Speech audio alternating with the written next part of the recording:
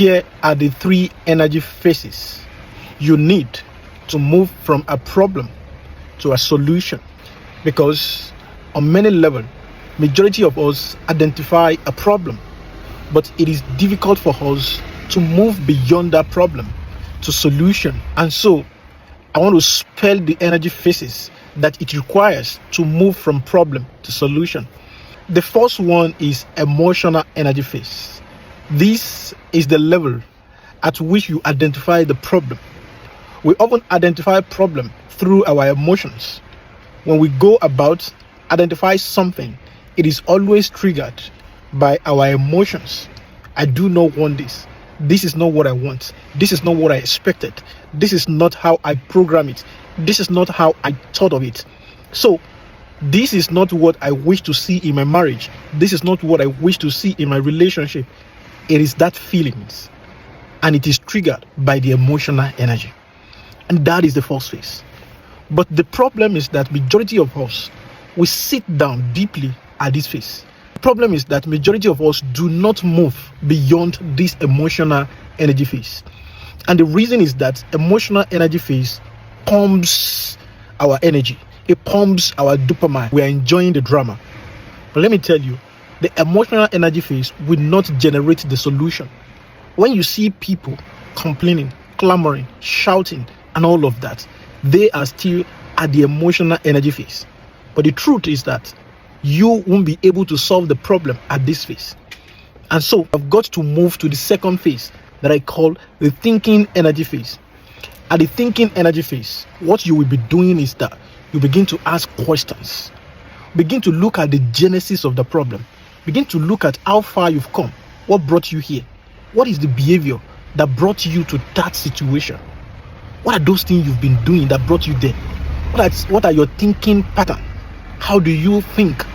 Because let me tell you, if you leave one problem and jump to the other without diagnosing your thought process, without diagnosing your belief system, the same thing that brought you to that one will lead you to the next one. So you will be moving from that same problem to another, because it is your belief system, it is your thought process that gave you that problem, and it's still going to give you the next one, probably with someone else.